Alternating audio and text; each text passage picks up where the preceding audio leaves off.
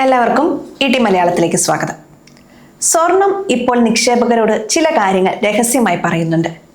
സാധാരണ ലോകത്ത് എവിടെയെങ്കിലും അനിശ്ചിതത്വമുണ്ടായാൽ, പ്രത്യേകിച്ച് ഇപ്പോൾ മിഡിൽ ഈസ്റ്റിൽ നിന്നുള്ള വാർത്തകൾ വരുന്നത് പോലെ ഒരു സാഹചര്യം വന്നാൽ എല്ലാവരും പണം സുരക്ഷിതമായി വെക്കാൻ ഓടുന്നത് സ്വർണത്തിലേക്കാണ്.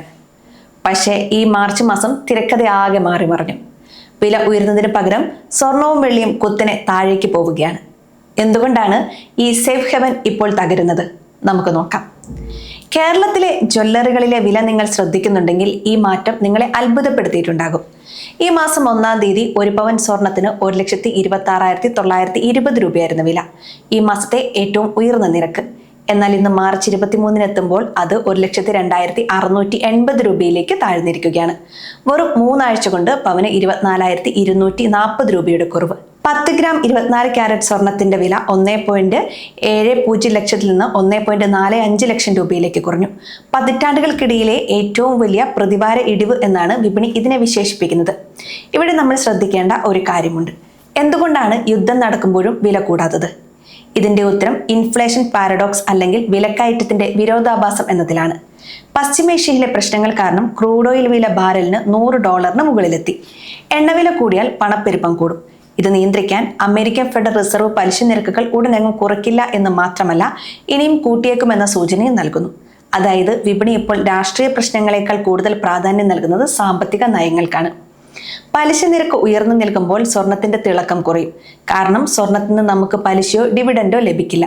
അതുകൊണ്ട് നിക്ഷേപകർ പണം അമേരിക്കൻ ഗവൺമെന്റ് ബോണ്ടുകളിലോ ഡോളറിലോ നിക്ഷേപിക്കാൻ താല്പര്യപ്പെടുന്നു. ഡോളർ ഇൻഡെക്സ് ഇപ്പോൾ 100 കടന്ന് കുതിക്കുകയാണ്. അന്താരാഷ്ട്ര വിപണിയിൽ സ്വർണ്ണവില ഡോളറിലാണ് കണക്കാക്കുന്നത്. ഡോളർ കരുത്തനാകുമ്പോൾ ഇന്ത്യയെ പോലുള്ള രാജ്യങ്ങൾക്ക് സ്വർണം വാങ്ങാൻ കൂടുതൽ പണം നൽകേണ്ടി വരും. ഇത് ഡിമാൻഡ് കുറയ്ക്കുകയും MCX വില കുറയാൻ കാരണമാവുകയും ചെയ്യുന്നു. ഇനി വെള്ളിയുടെ കാര്യമെടുത്താൽ അവിടെ സ്വർണത്തെക്കാൾ വലിയ പ്രത്യാഘാതമാണ്. വെള്ളി വിലയിൽ 12% ഇടിവാണ് ഉണ്ടായത്. ഗ്രാമിന് 300 രൂപയ്ക്ക് മുകളിൽ പോയ വെള്ളി ഇപ്പോൾ 230 രൂപയിലേക്ക് താഴ്ന്നു. ഇതിന് കാരണം വെള്ളി ഒരു വ്യാവസായിക ലോഹം കൂടിയാണ് എന്നതാണ്. ആഗോളതലത്തിൽ ഉൽപാദന മേഖലയിലുണ്ടായ മന്ദഗതിയും ഉയർന്ന ഊർജ്ജ ചെലവും കാരണം ഇലക്ട്രോണിക്സ്, സോളാർ പാനൽ മേഖലകളിൽ വെള്ളിയുടെ ഡിമാൻഡ് താൽക്കാലികമായി കുറഞ്ഞു. ഇതാണ് വെള്ളിയെ കൂടുതൽ സമ്മർദ്ദത്തിലാക്കുന്നത്. ഇതൊരു വലിയ വീഴ്ചയാണെങ്കിലും മലയാളി കുടുംബങ്ങൾക്ക്, പ്രത്യേകിച്ച് വിവാഹങ്ങൾ പ്ലാൻ ചെയ്യുന്നവർക്ക് ഇതൊരു വലിയ ആശ്വാസമാണ്. അക്ഷയതൃതീയ വരാനിരിക്കെ വില കുറയുന്നത് കണ്ട് മാറി നിന്നവർ ഇപ്പോൾ വിപണിയിലേക്ക് തിരിച്ചെത്തുന്നുണ്ടെന്ന് ജ്വല്ലറി രംഗത്തെ വിദഗ്ധർ പറയുന്നു. ഹ്രസ്വകാലത്തേക്ക് വില ഈ നിലയിൽ തുടരാനോ അല്ലെങ്കിൽ ഇനിയും അല്പം താഴാനോ സാധ്യതയുണ്ട്.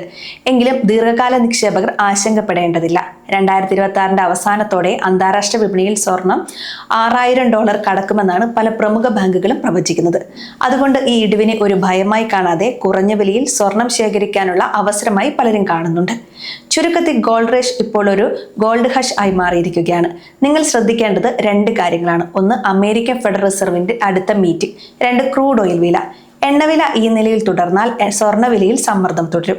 എന്നാൽ പലിശ നിരക്ക് കുറയുമെന്ന ചെറിയൊരു സൂചന വന്നാൽ പോലും സ്വർണം അതിന്റെ പഴയ പ്രതാപത്തിലേക്ക് തിരിച്ചു വരും. ഈ വീഡിയോ അറിവിലേക്കായി മാത്രമുള്ളതാണ്. നിക്ഷേപ തീരുമാനങ്ങൾ എടുക്കുന്നതിന് മുമ്പ് ഒരു സെബി രജിസ്റ്റേർഡ് അഡ്വൈസറുമായി സംസാരിക്കുക.